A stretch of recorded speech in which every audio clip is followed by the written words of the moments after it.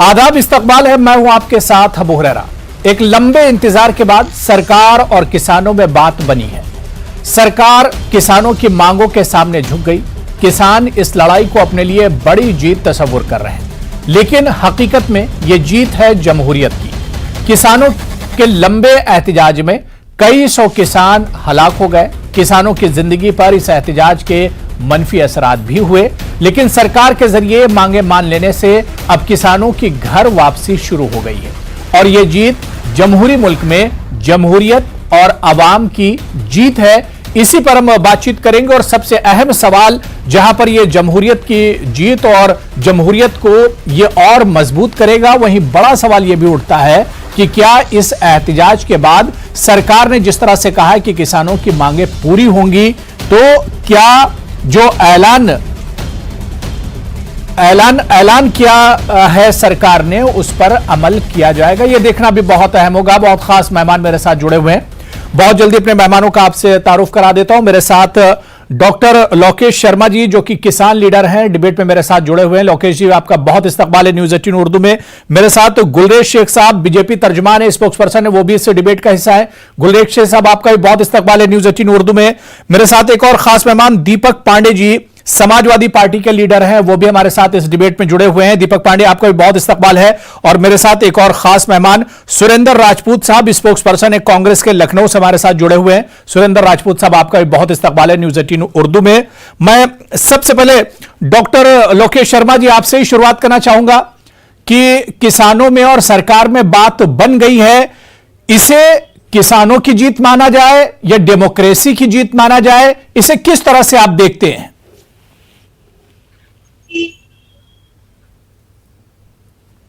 के बीच में जी, अगर सहमति बनी है और सरकार ने किसानों की मांगों को माना है, तो इसमें जीत और हार का तो कोई प्रश्न ही नहीं।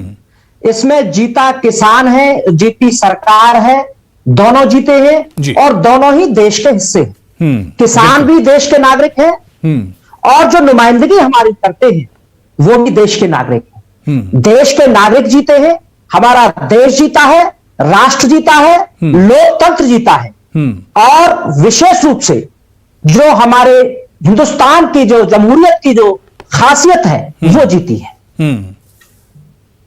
मैं सुरेंद्र राजपूत साहब आपके पास आना चाहूंगा। सुरेंद्र राजपूत जी, जिस तरह से किसानों ने एक लंबी लड़ाई लड़ी और जो ये आंदोलन था अपने इख्तिताम को पहुंचा, अब किसानों की घर वापसी हो रही है, क्या वाकई में जिस तरह से यह आंदोलन चला, इसे दबाने की भी कोशिश की गई, शुरू में तो इन्हें किसान कहा ही नहीं जा रहा था, क्या आपको लगता है कि इस तरह के आंदोलन से हमारी जमहूरियत को मजबूती मिलती है?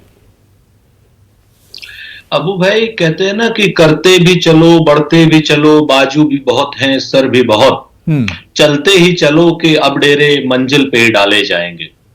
हमारे देश के किसान ने, हमारे देश के अन्नदाता ने और हमारे देश के अन्नदाता की सारी ऑर्गेनाइजेशंस ने यह दिखा दिया है कि जमहूरियत में लड़ाई कैसे लड़ी जाती है।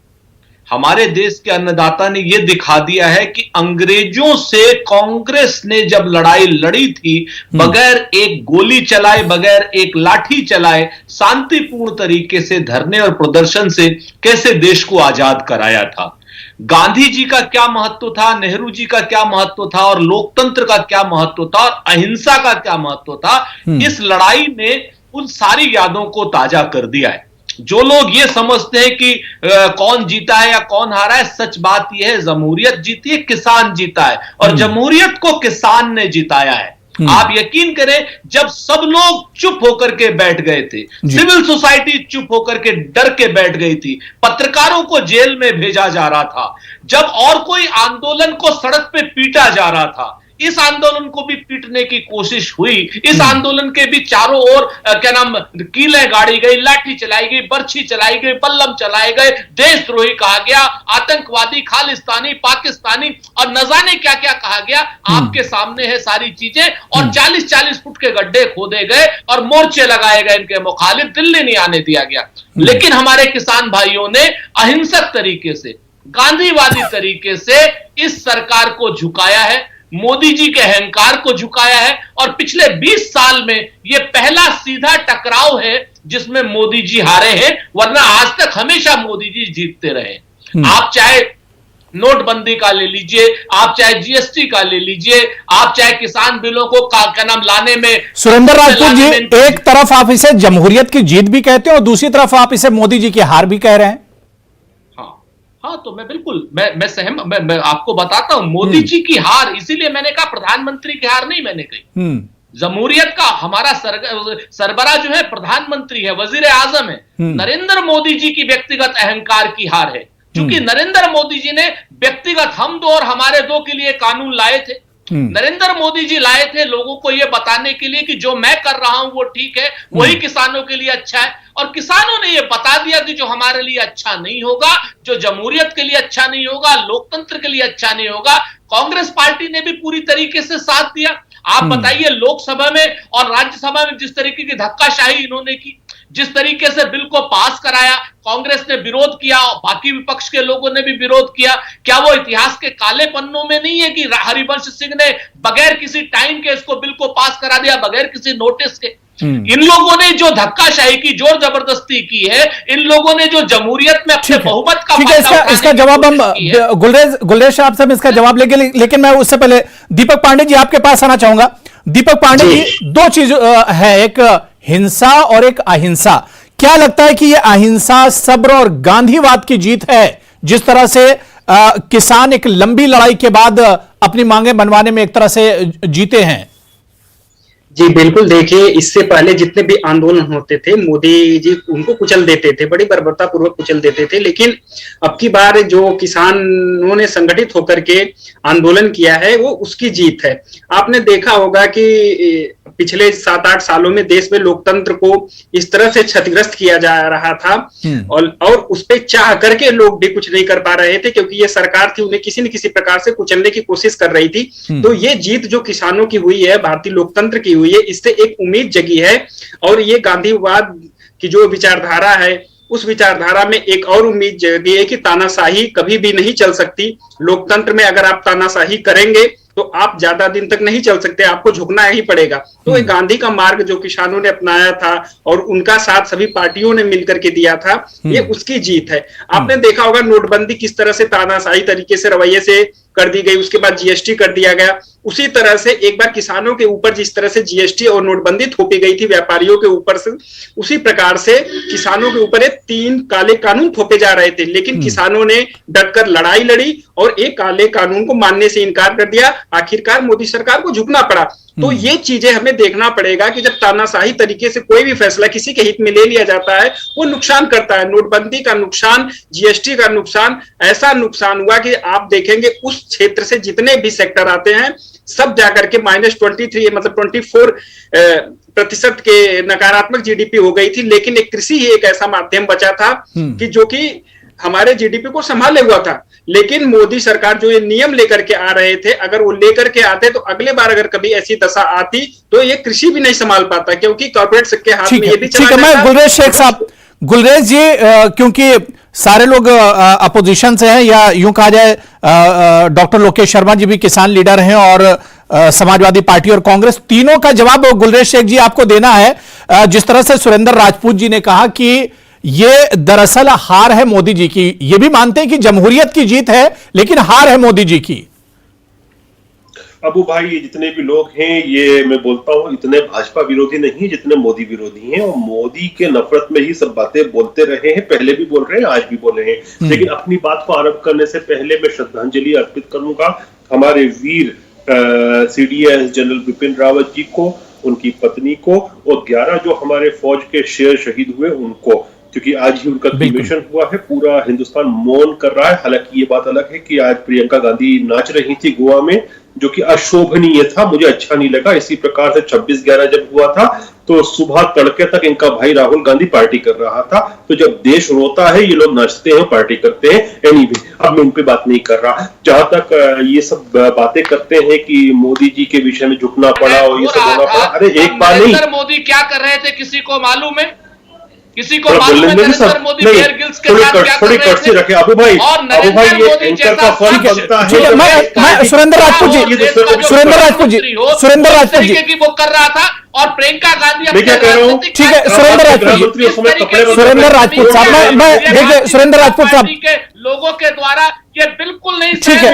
इस तरीके के नामाकुल लोगों को ठीक है सुरेंद्र राजपूत जी, देखिए मैं सबसे रिक्वेस्ट कर रहा हूँ, ठीक है, मैं एक करके आ रहा हूँ, मैं गुलरेज जी आ रहा हूँ। सुरेंद्र राजपूत जी कही जाएंगी तो ठीक है, इनको करारा जवाब मिलेगा, इनके फेंकू को भी करारा ठीक है, ठीक है सुरेंद्र राजपूत जी, सुरेंद्र राजपूत जी, सुरेंद्र राजपूत जी, सुरेंद्र राजपूत जी, इनको बताना होगा, सुरेंद्र राजपूत जी सुन लीजिए, सुरेंद्र राजपूत साहब सुन लीजिए, इनको बताना होगा कि ये ठीक है, टाइगर रिजर्व में नरेंद्र मोदी देखो ये प्रियंका वाड्रा नाच रही है गोवा में। नहीं ठीक है, देखिए बहुत अहम इशू है जिस पर हम बात कर रहे हैं, हम जमहूरियत की जीत की बात कर रहे हैं और उस पर इस तरह का चीख पुकार नहीं होना चाहिए।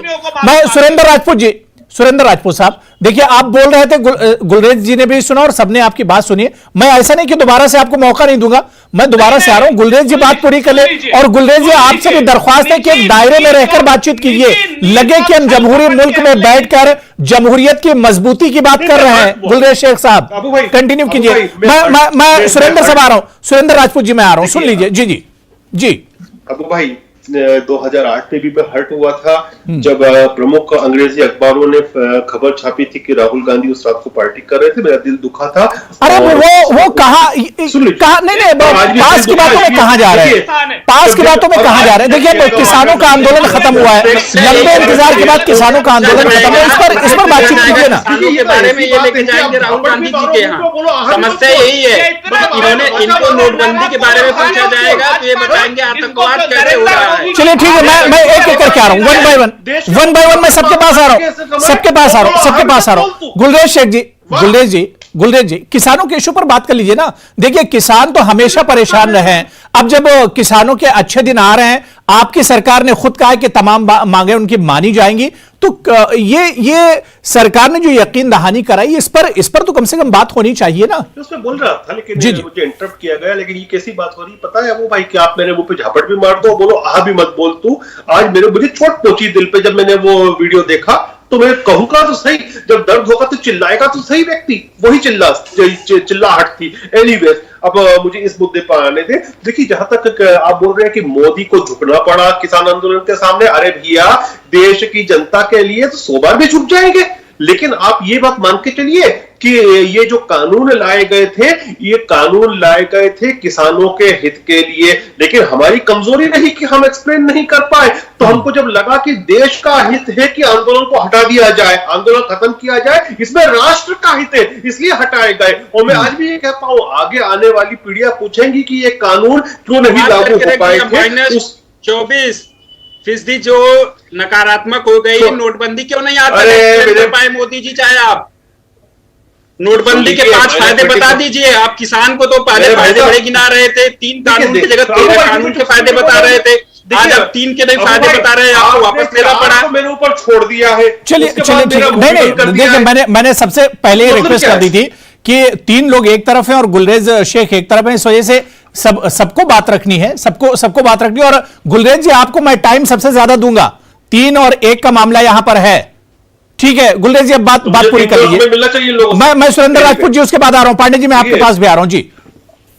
गुलरेज जी जो ये प्रश्न आया था अर्थव्यवस्था का, मैं अर्थव्यवस्था का और डिफेंस का छात्र हूं, तो मैं इनसे ज्यादा बात कर सकता हूं। इसीलिए मैं कहूंगा कि आप मेरे फील्ड में आके खेलेंगे तो आप जवाब नहीं दे पाएंगे। चलिए ठीक है, मैं आपके फील्ड में खेलूंगा, मैं आपको चैलेंज करता हूं। नोटबंदी से बताइए, नोटबंदी से 5 फायदे बताइए। आपको चैलेंज करता हूं, आप 5 फायदे बता दीजिए।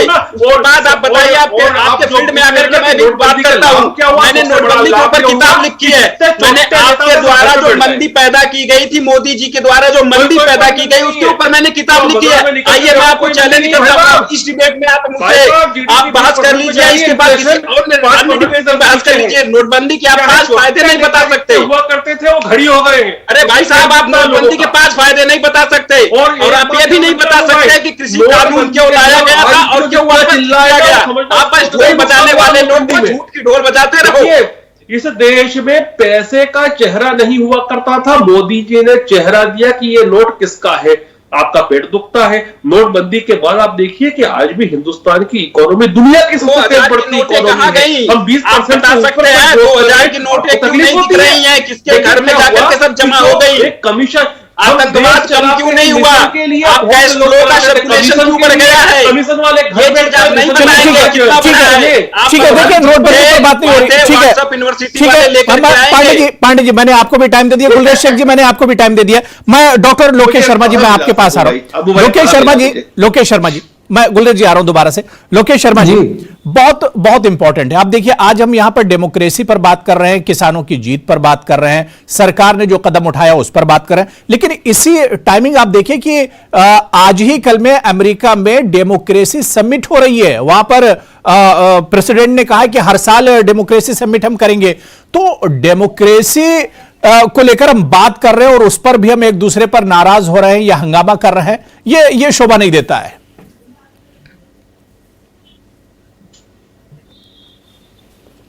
बहुत बहुत इंपॉर्टेंट है जिस तरह से किसानों ने लंबी लड़ाई लड़ी और उसके बाद उन्होंने जीत हासिल की, यह हमारी डेमोक्रेसी के लिए बहुत इंपॉर्टेंट है। डॉक्टर लोकेश शर्मा जी जी, डॉक्टर राम मनोहर लोहिया जी ने एक बात कही थी, अगर सड़कें खामोश हो जाएंगी तो संसद आवारा हो जाएगी। जब देश के सड़कों से मतलब है कि नागरिकों से, नागरिक जब अपने हुकूक की लड़ाई लड़ते हैं, अपने अधिकारों की लड़ाई के लिए आगे आते हैं, तो पार्लियामेंट को एक आईना दिखाने का काम करते हैं। वो वहां पर हमारे नुमाइंदे हैं। और जहां तक गुलरेज साहब कह रहे थे नोटबंदी, वो मामला, ये किसानों का आज डिबेट हो रही है, उस पर बात होनी चाहिए, विषयांतर नहीं होना चाहिए।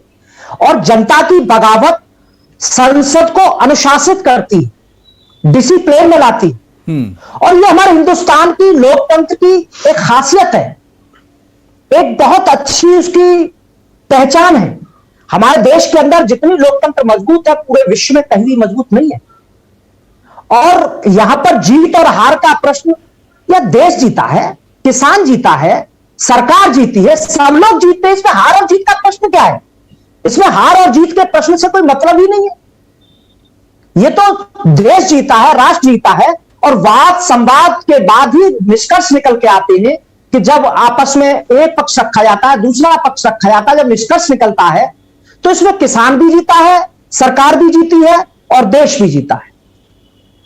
बिल्कुल। मैं सुरेंद्र राजपूत साहब आपके पास आना चाहूंगा।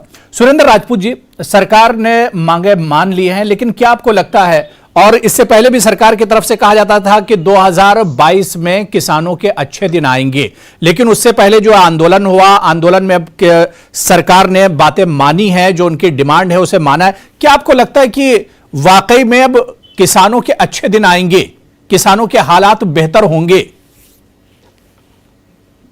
भाई आपकी बात का जवाब मैं पहले दूं या अपनी बात पहले रखूं? जो जिस तरीके से कुछ नामाकूल लोगों ने कमजर्फ तरीके से आपके यहाँ पर राहुल गांधी और प्रियंका गांधी के ऊपर जितने अशोभनीय टिप्पणियां की हैं, गंदी और नीच टिप्पणियां की हैं, और जिस तरीके से नरेंद्र मोदी जब पुलवामा अटैक हो रहा था, और पुलवामा अटैक में नरेंद्र मोदी साहब जो है देश के प्रधानमंत्री, जो वजीर आजम भारतीय जनता पार्टी के थे, वो इन कॉर्बेट पार्क में अपनी शूटिंग कर रहे थे, और उस वक्त वो बेयर ग्रिल्स के साथ बैठे हुए थे। और एक जगह नहीं बताता हूं इनकी, मैं 1000 जगह बताता हूं। रीजन क्या है कि ये भारतीय जनता पार्टी के कारकुन कोई तैयारी करके नहीं आते। चूंकि नरेंद्र मोदी जी हार गए, इनका अहंकार हार गया, तो आज दो कौड़ी के आदमी राहुल गांधी के ऊपर और प्रियंका गांधी के ऊपर टिप्पणियां करने लगते हैं राजनीतिक कार्यक्रमों की। डिबेट पर आ जाए, ठीक है। मैं फेरहिस्त लेकर के बैठा हूं कि आज के कौन कौन से कार्यक्रम नरेंद्र मोदी ने किए, कौन कौन से कार्यक्रम जो है योगी आदित्यनाथ ने किए, और कौन कौन से कार्यक्रम जेपी नड्डा ने किए। और भारत सरकार से पूछना चाहता हूं कि आज के दिन में क्या राष्ट्रीय शोक घोषित किया था विपिन रावत के लिए इन लोगों ने?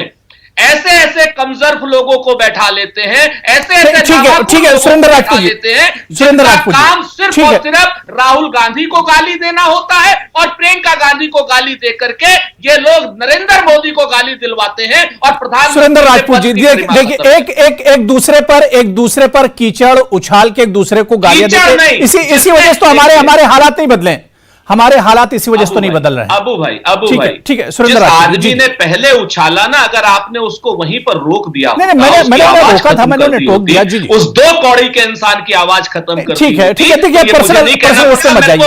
मेरे को दर्द हो रहा है ये कहने में, मैं माजरत चाहता हूं इन शब्दों के इस्तेमाल के लिए। ठीक है सुरेंद्र राजपूत जी, जो मैंने सवाल किया था, ठीक है जी सुनिए। अब आपने जो सवाल किया था, कहते हैं ना कि भाजपा इस कदर आवाम पर एहसान करती है, वो आंखें छीन लेती है और चश्मे दान करती है। डीजल के रेट बढ़ा दिए, 2.5 गुने कर दिए, पेट्रोल के रेट बढ़ा दिए, खाद के कट्टे से 5 किलो की बोरी से 5 किलो यूरिया चोरी कर लिया। खाद देश में है नहीं, किसान मर रहा है खाद की लाइन में लग करके, और ये कह रहे हैं कि हमने जो है सुन लीजिए, हमने आए, अगर आए तो दुगनी नहीं। ठीक है गुलरेज जी, मेरी आवाज आ रही है आप तक? गुलरेज शेख मुझे सुन पा रहे हैं आप? पर एकड़ खर्चा 4 गुना कर दिया है इन लोगों ने, ये तो इन्होंने किसानों को दिया है। आज की डेट में जिस तरीके से इन लोगों ने महंगाई बढ़ाई है, ठीक है गुलरेज शेख, मेरी आवाज आ रही है आप तक? गुलरेज शेख मुझे सुन पा रहे हैं नहीं? हमारे ठीक है देने के लिए किसान की नस्ल को और किसान, चलिए ठीक है, मैं दीपक पांडे मैं आपके पास आ रहा हूं। ठीक है सुरेंद्र राजपूत जी, बात हो गई। गुलरेज शेख मेरी आवाज आ रही है नहीं आ रही है? दीपक पांडे जी, क्या लग रहा है कि यहां से किसानों के हालात बेहतर होंगे, किसानों के हालात सुधरेंगे? सरकार ने कहा कि तमाम डिमांड उनकी पूरी की जाएंगी। तो किसानों के हालात सुधरने के हैं, उस पर सरकार कभी बात नहीं करती। किसान क्या बात करें, किसान की एमएसपी पे बात की जाए, सरकार उस पर बात ही नहीं करने को तैयार है। सरकार कानून लेके आती है, उसमें एमएसपी की बात नहीं करती है। तो जब तक मुझे सुन पा रहे हैं आप? मुझे मेरी आवाज आ रही है, आपको नहीं आ रही है? तब तक कुछ नहीं हो सकता। ठीक है दीपक विषयांतर जा रहे हैं, उनसे पूछा जाए। मैं पूछूंगा कि जो 750 किसानों की मौत हुई है, उसका जिम्मेदार कौन है? ये जो आंदोलन आज वापस हो रहा है, 1 साल पहले क्यों नहीं वापस हुआ? मोदी जी ने क्यों नहीं समझा? 1 साल तक लोगों को क्यों रोक के रखा, और उनकी क्या मजबूरी थी? 750 लोगों के मौत का जिम्मेदार कौन है? गुलरेज शेख इसका जवाब दे पाएंगे? नहीं, शायद गुलरेज जी को आवाज नहीं जा रही है। दीपक पांडे जी, अब आ रही है? जी गुलरेज जी, 750 लोगों की जो मौत हुई है, किसानों की मौत हुई है, सुना भाई साहब, उनका जिम्मेदार कौन है? पार्टी का एक छोटी पार्टी का प्रवक्ता। नहीं ठीक है, देखिए मैं इसकी परमिशन नहीं दूंगा, मैं इसकी इजाजत नहीं दूंगा। बिल्कुल देखिए, ऑडियो थोड़ा कम कर दिए। ठीक है, मैं इसकी बिल्कुल परमिशन नहीं दूंगा। देखिए, पर्सनल बातें रखने के लिए ये प्लेटफॉर्म नहीं होता है। यहां पर हम आवाम के मुद्दे उठाते हैं, यहां पर हम किसानों के मुद्दे उठाते हैं, पिछड़े और गरीबों के मुद्दे उठाए जाते हैं। और अगर ये आधे घंटे बैठकर हमें एक दूसरे पर कीचड़ उछालना है, आधे घंटे बैठकर हमें एक दूसरे को गालियां देना है, तो माफ कीजिएगा, फिर इस प्लेटफॉर्म की जरूरत नहीं है। फिर जिस तरह से जो रैलियां होती हैं, जिस तरह से सियासी लीडरान बयानात देते हैं, ये फिर इस प्लेटफॉर्म का कोई माने नहीं रह जाते। हम यहां पर बैठते हैं ताकि जो मसाइल है उस पर बातचीत की जा सके। हम यहां पर बैठते हैं कि मुल्क में किस तरह के हालात हैं और उन हालात से किस तरह से निपटा जाए। यहां पर अगर सिर्फ गालियां देना है या एक दूसरे पर छिटाकशी करना है, तो माफ कीजिएगा, जमहूरियत की जीत इसे नहीं कहेंगे। ये जमहूरियत की जीत नहीं होगी। जमहूरियत की जीत तो जब है कि हम एक दूसरे से डिबेट करें, हम एक दूसरे से मुबाहिसा करें, हम एक का सवाल सुने और उसके सवाल का जवाब दें। बहुत बहुत शुक्रिया। मैं सोच रहा था बड़ी अच्छी डिबेट होगी, लेकिन बात अधूरी रह गई। बहुत बहुत शुक्रिया दीपक पांडे जी मेरे साथ जुड़ने के लिए, डॉक्टर लोकेश शर्मा साहब, गुलरेज शेख साहब, आपका बहुत बहुत शुक्रिया, और सुरेंद्र राजपूत जी, आपका बहुत बहुत शुक्रिया डिबेट में जुड़ने के लिए। आदाब।